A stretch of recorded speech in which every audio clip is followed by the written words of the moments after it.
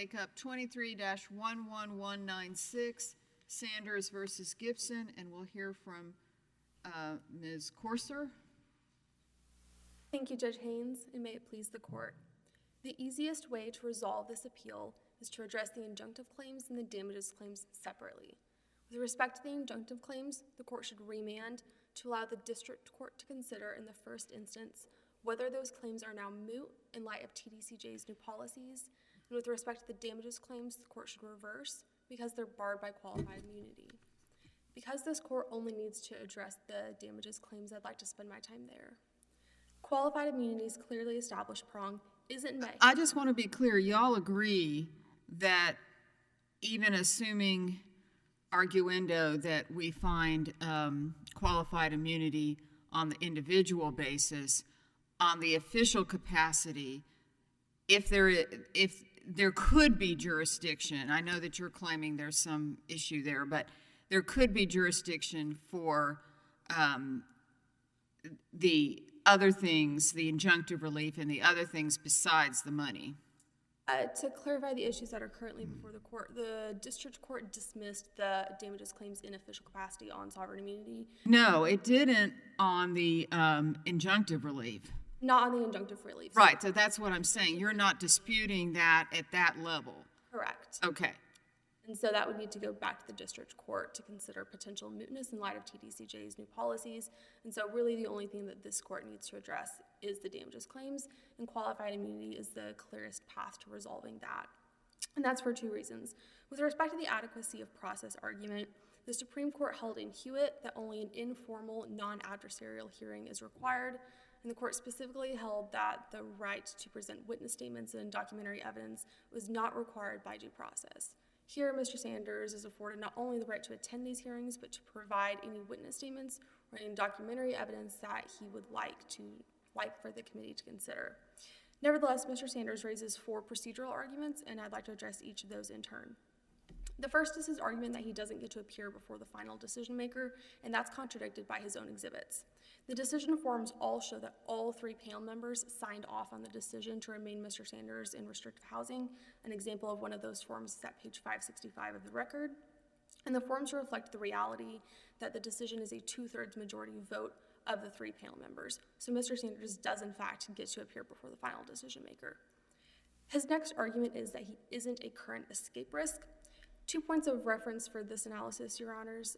First, it does violate the presumption of good faith. And second, his allegation that the hearing is what he terms a sham is a legal conclusion, not a factual allegation. But more to the heart, the argument is an objection to the merits of the committee's decision, not to the procedures that Mr. Sanders was afforded.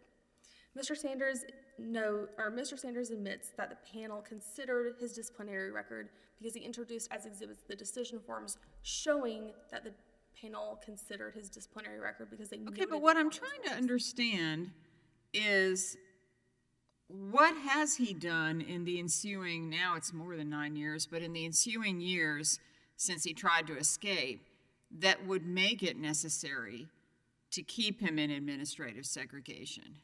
Your Honor, Mr. Sanders doesn't clarify that in the record. He does admit he's had at least one major disciplinary violation during that time.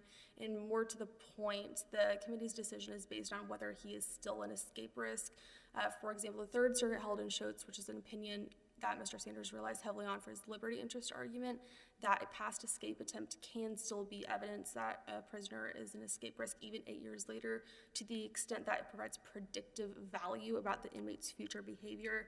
Here, Mr. Sanders admits on page 649 of the record that his original escape attempt was by means of a saw, to the extent that the committee deems the fact that he obtained a saw before predictive of whether he might obtain one in the future. That is certainly a consideration that the committee might take into account. But y'all have let his cellmate out that was also going to escape with him. Cook, I think was the name. That's correct, Your Honor. So how does that make sense? That's the only point of evidence that Mr. Sanders has provided in support of his allegation that he isn't an escape risk. And as the committee informed him at multiple hearings, those are different cases. We don't have Mr. Cook's disciplinary record in the record here, Your Honor, and I would point the court to the Court of Appeals opinion in one of Mr. Sanders' underlying criminal cases, in which the Court of Appeals noted that by that point Mr. Sanders had already attempted to escape 3 times. The citation for that opinion is 2008 Westlaw 4445644. That would make this Mr. Sanders' at least 4th attempt to escape from prison, and we know nothing about whether his cellmate has attempted to escape from prison before, and so they just aren't proper analogies here because that information isn't in the record. Aren't we here on the denial of a motion to dismiss? Aren't these issues better addressed on a summary judgment motion on qualified immunity? No, Your Honor, and the reason for that is that the defects in the pleadings are incurable because Mr. Sanders hasn't pointed to clearly established law showing procedural violations. Although the Supreme Court has been clear that the committee has to consider whether an inmate is a current risk, the Supreme Court has expressly declined to require anything more specific than that, and Mr. Sanders hasn't pointed to any binding case law that can be considered for purposes of qualified immunity, showing that he is entitled to more process than what he received at the hearings. Again, his objections seem to be to the merits of the committee's determination, not to the procedures that he was afforded at these hearings. His next argument, I think, really is an extension of that, and that is that— Well, our case law is that qualified immunity should be given early, not late, if it's available, and obviously it's not always.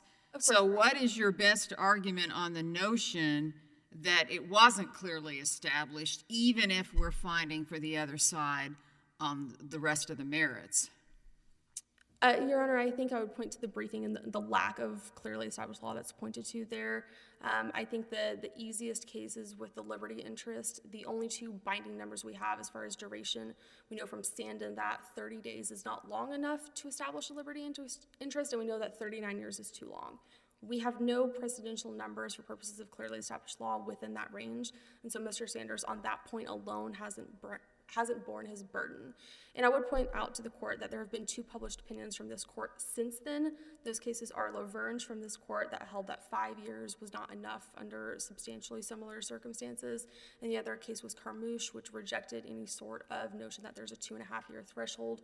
Those cases both post-date the facts of this case, and so they can't be used for purposes of clearly established law, but of course they are relevant to the court's analysis of whether there has been a constitutional violation. I'm just wondering, too, I mean, even if generally speaking administrative segregation was appropriate, is there some methodology by which y'all can make it a little bit less crazy than he's saying it is, making sure he gets showers, making sure he gets to work out, et cetera, because that is part of the problem that he's having, is he says it's kind of really just cubbied sitting there, and that would be very difficult, even though I understand he's a criminal and he needs to be punished. I'm not disputing that at all, but it does seem like our world of America doesn't, have terrorism for people that are in prison. I'd have 2 responses to that, Your Honor. The first is that TDCJ recently changed its procedures for its hearings, as noted in my letter to the court about potential mootness issues.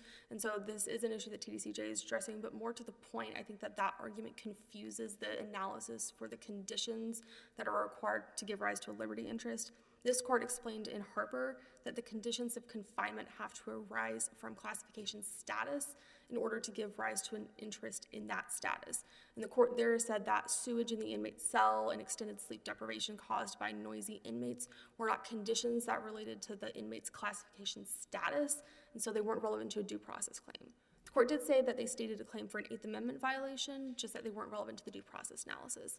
And I would note to the court that although the district court dismissed the 8th Amendment claims for improper joinder, it allowed Mr. Sanders to refile. He has since refiled those claims as part of another lawsuit, and that's currently being litigated in the district court. So Mr. Sanders does have an avenue to pursue those issues, Your Honor. This case simply isn't it because it isn't relevant to the due process analysis. What is relevant to the due process analysis, the conditions that directly arise from his classification status that this court typically looks to typically center around the amount of time that an inmate spends in his cell, the amount of visitation that he has, whether he has opportunity to interact with other inmates, and those are things that are fairly consistent across most of the cases that this court has examined. And so here the dispositive factor is duration. And again, Your Honor, the only 2 clearly established numbers that we have are that 30 days is not enough and 39 years are too long. And so for that reason alone, Mr. Sanders hasn't met his burden. I saw y'all's letter. Can you explain it a little more? I can't say I totally understood the letter y'all just sent us. Of course, Your Honor. TDCJ updated its hearing policies in September to transfer responsibility for conducting these hearings from the State Classification Committee to a newly created body called the Multidisciplinary Treatment Team. That multidisciplinary treatment team has new members, and so we would propose that the court remand so that the district court can determine whether any of that impacts the injunctive claims moving forward. So you're saying they might have a different way of addressing That's them? correct, and there are different decision makers as well. Okay, and when are they next going to hear him? Mr. Sanders' most recent hearing was in October. He's due for his next one in April. Okay. Before my time expires, Your Honor, I do want to address his bias in decision form arguments. With respect to bias, as a preliminary matter, Mr. Sanders has concluded that his decision makers are biased without providing any facts to support that and in violation of the presumption of good faith. But more to the point, Mr. Sanders hasn't pled causation. There were 13 individuals on the 5 hearing panels about which Mr. Sanders complains. He's only alleged that 4 of them were biased. The other 9 members whose character isn't in question here also voted to remain Mr. Sanders in restrictive housing. And with respect to his decision form argument, the Supreme Court held in Wilkinson that a short statement of the reasons was all that's required, and the court expressly declined to require more. And for that reason alone, Mr. Sanders hasn't shown a clearly established violation of law. I'm not aware of any case law that addresses the amount of detail that has to be included in that short statement. And along those same lines, there's also no requirement that the statement be written as opposed to verbal. In this court's decision in Hope, both the majority and the dissent agreed that Mr. Hope had notice of the reasons for his classification because he had been told that the reason for his classification was that he's an escape risk, rather. And Mr. Sanders' exhibits show that he knows at least some of the information that the panel considered. The decision forms state that the reason is that he's an escape risk. The decision forms also show that he has disciplinary violations, some of which Mr. Sanders admits were major. And on page 649 in the record, he states that he, quote, knows to a major degree the decision is based at least in part on things his cellmate told prison officials about him. So Mr. Sanders is clearly on notice of the reasons for his classification status. If the court has no further questions at the moment, then I'd be happy to address any others on rebuttal. All right, thank you. We'll hear from Stephen Marcus. May it please the court, Stephen Marcus on behalf of appellee James Sanders. I'll start where my friend started. We agree that a remand on injunctive relief makes sense here and that the question before this court is a question of damages and the question of qualified immunity. To start with Mr. Sanders' liberty interest, as my friend agrees, there are 2 components: the duration of his term in solitary confinement and the conditions that he experiences there. As to duration, Mr. Sanders has been in solitary confinement for more than a decade now, and critically, his detention there is indefinite. So unlike many prison systems that send prisoners to solitary confinement for 30 days for violating a prison rule or 60 days, Mr. Sanders has been sent to solitary confinement. What do you do about the fact that he has tried to escape and he has committed disciplinary issues, and so that's causing himself a problem, which is how this kind of thing works? So what's your response to that? Sure, so the only evidence in the record here is that Mr. Sanders was sanctioned in 2014 for what, as best I can tell, was possession of hazardous tools. I believe he alleges it was possession of a saw. He shared a cell at that time with Keith Cook, who, as Your Honor noted, was also sent to solitary confinement. Mr. Cook was released from solitary confinement several years ago. I believe the allegation in the complaint was on the order of several years ago. The other key information in the record is that Mr. Sanders alleges that he's had no disciplinary infractions while he's been in solitary confinement that relate to an escape attempt at all. Again, the purpose of sending him to solitary confinement isn't punitive, it's prison management. And so it's TDCJ that has to determine whether Mr. Sanders remains an escape risk. And the crucial piece of evidence that you would look to would be whether he's engaged in any conduct while in solitary confinement that demonstrate that he remains an escape risk. Okay, go ahead. No, go ahead, please. We keep talking, like, we keep hearing about evidence in the record and pieces of evidence, but again, aren't we here on a denial of a motion to dismiss? Aren't we limited at looking solely at the allegations in the complaint? That's exactly right, Your Honor. We are here on a motion to dismiss. The allegations in the complaint must be taken as true. I'll note that there was a discussion about... Well, it's a little different animal when we're talking about qualified immunity. The burden goes on you once they bring it up. I completely agree. As to the contents of the record, there is a dispute in the briefs about whether the court has to only look at the pages that were designated the complaint or whether it has to look at the exhibits that Mr. Sanders submitted along with his complaint. We cited in our brief Howard versus King from this court in 1983, which actually reversed a district court for failing to consider materials in a motion for a preliminary injunction that were submitted after a complaint was filed. The court in Howard held that the district court must look beyond the inmate's formal complaint to consider as amendments to the complaint those materials subsequently filed. In that case, those materials were a motion for a preliminary injunction, the allegations in the motion itself, as well as exhibits that were attached to the preliminary injunction. That's exactly what our dispute here is, although I'll note that if this court looks just at the record that everyone agrees is properly before the court, it's more than sufficient for Mr. Sanders to have made out his liberty interest. Well, that's what I want to ask about. Even if you get through part one, it has to be clearly established person by person that is sued, okay? Not just in general, but person by person when we're talking about the individual, not necessarily the official. So please explain what case law you have that shows that this is clearly established that what they're doing is wrong, person by person. So on the liberty interest, the best case for clearly established is Wilkerson from this court in 2014.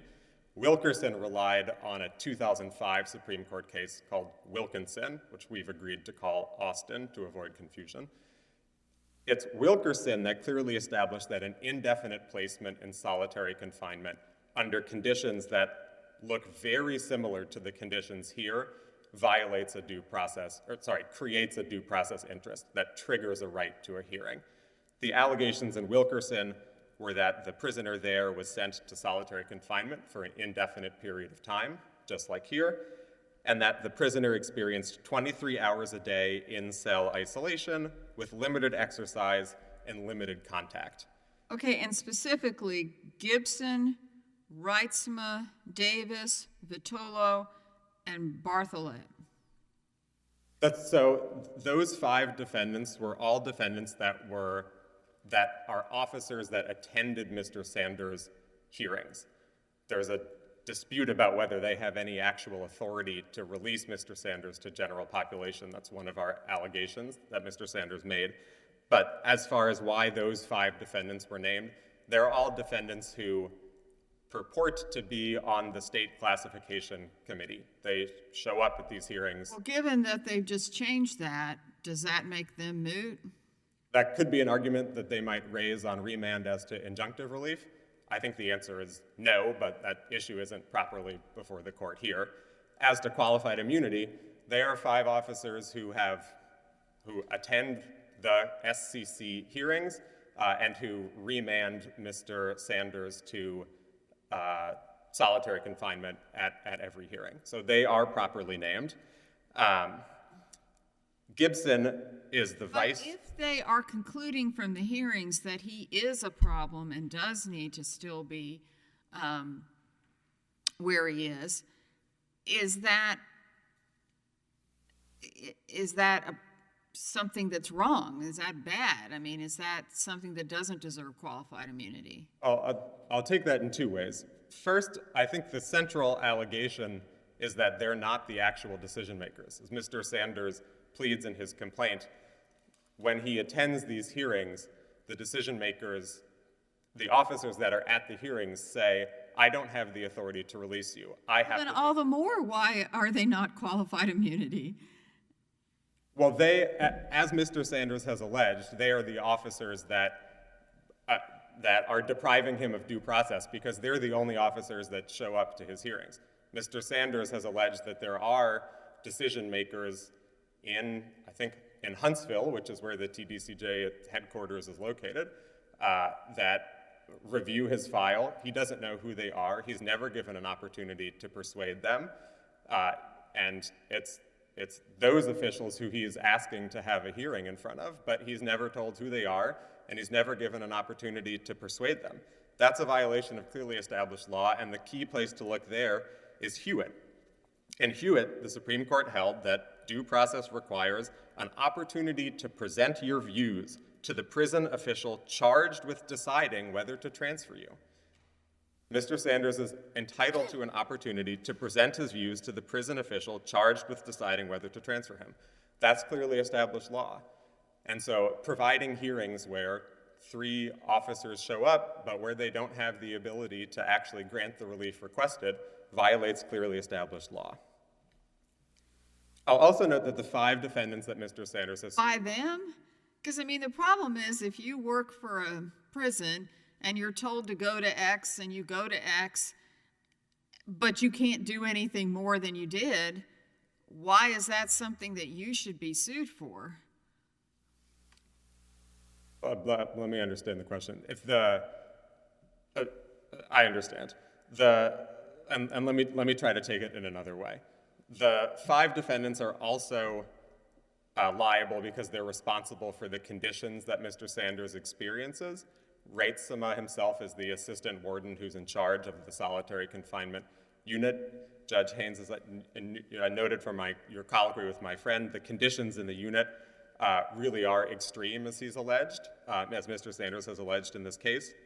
He talks about how he spends almost 24 hours a day in his cell at all times. He has very limited human contact, and it's appropriate in cases to sue the warden who has custody over you and who's responsible for creating the unconstitutional conditions that you live in. And so Officer Reitzema is the warden of the administrative segregation unit who's responsible for those conditions.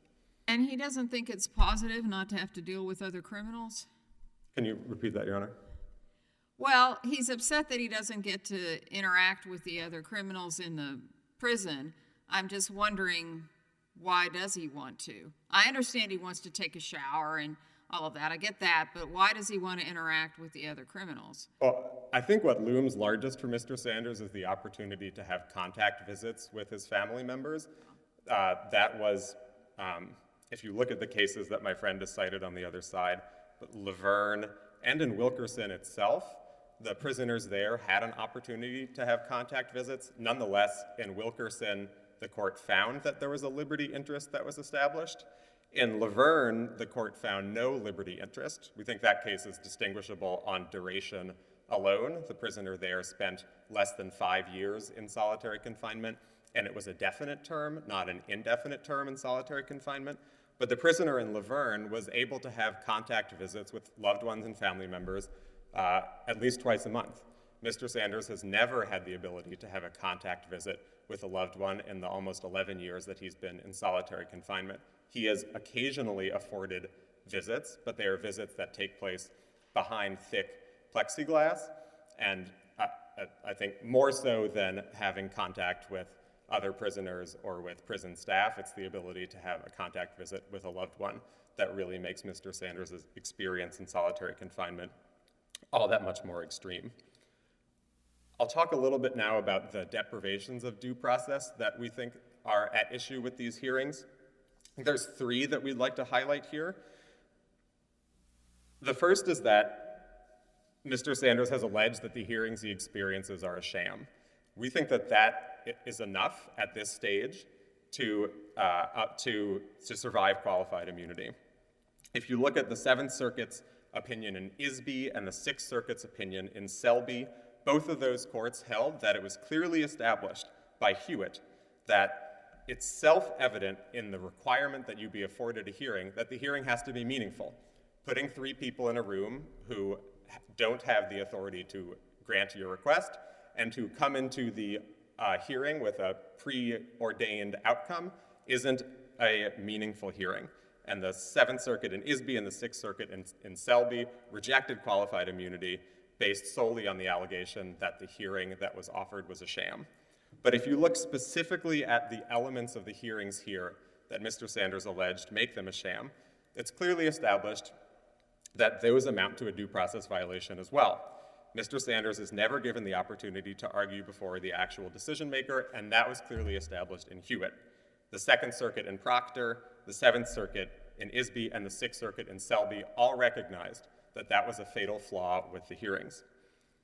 And the third issue with due process is that the results are preordained. So Mr. Sanders has alleged that the officers who attend his hearing have already made their minds up, that the result is preordained, and that he doesn't have a meaningful opportunity to argue for his release. So at record 572, Mr. Sanders says, "The reality is that restrictive housing inmates are being held back here indefinitely." But how can he prove that? I mean, just because we ask a question that you might lose, does that mean that, oh, well, we're preordained, we're not listening to the argument? No, we can ask questions that are against you, and then we ask the opponent questions against them, and questions for you, questions for them, and then we make our decision. But walking in the door and having some thoughts on it is not ridiculous either, and that's even true at the district court when you've reviewed the briefing and so forth, walking in with some thoughts and asking questions. Why is that a problem? You'd be surprised, Judge Haynes, both in Isby and in Proctor, Seventh Circuit and Second Circuit, those cases had a bench trial where the officers responsible for conducting the hearings testified, and they testified that it was either testimony or a deposition. They gave testimony that they had already made their minds up before the hearing. I think what you described is how a hearing should work. You might come in with an instinct on one side or the other, but you're open to having your mind made up. Even people who walk in saying, "I've made up my mind," their mind can change. I certainly had that as a lawyer in front of judges that went, huh? And all of a sudden changed their mind, sometimes in my favor. So that's why we have arguments. I think that's fair. I think the testimony in those cases was fairly extreme. They said, yeah, there's nothing that the person could have said that would have changed my mind. But these people haven't said that. No, but I'm giving that as an example of testimony that could be adduced at summary judgment or at trial. Of course, at this stage, it's a motion to dismiss, and so we have to take as true Mr. Sanders' allegation that there's nothing that he could say or do at any of these hearings because the officers who attend them come in with a prejudged view about whether to remain him in solitary confinement. Lastly, I'll note that on the process that is afforded Mr. Sanders, the cases that the officers cite here aren't persuasive. They rely mostly on Hope and Striz, two unpublished opinions from this court. Hope didn't decide the issues that were presented here. Again, the question of an actual decision maker and preordained results. And Striz didn't address any of the issues that were presented here as well. On the process afforded, the key cases that clearly establish that he has a right to a meaningful hearing are Hewitt and Austin, and as to Mr. Sanders' liberty interest, the key cases there are Wilkerson and Austin themselves. If the court has no further questions, we ask you to affirm. Okay, thank you. We'll hear the rebuttal from Ms. Corser.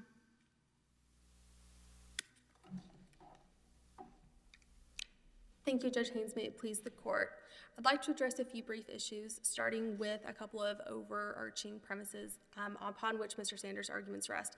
The first is that Mr. Sanders provides a number of legal conclusions in his pleadings, but those are legal conclusions, not factual allegations. This court isn't required to accept Mr. Sanders' conclusions that the committee was biased against him or that the proceedings were a sham at this stage.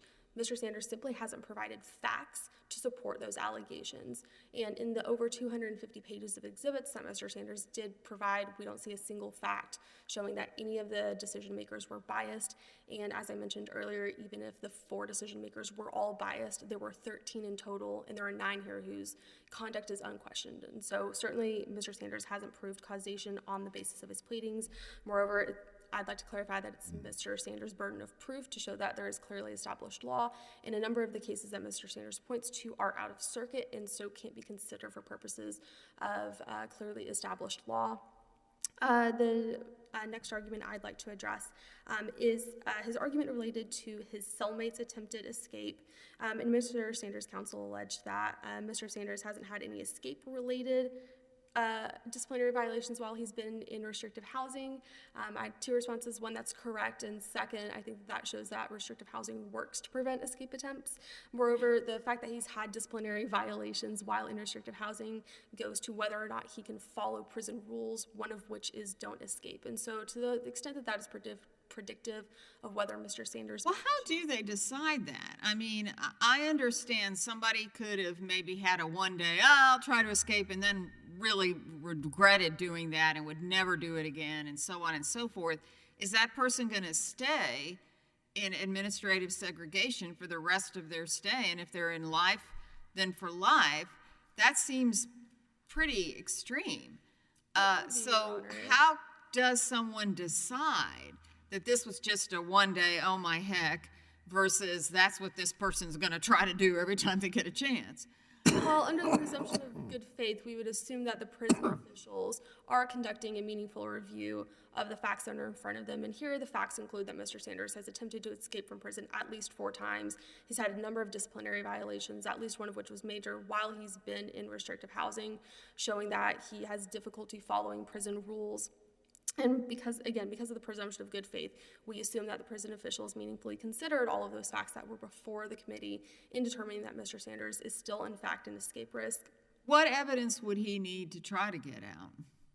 Mr. Sanders can provide any written evidence that he would like. For example, he can provide evidence that he's recently completed prison programs.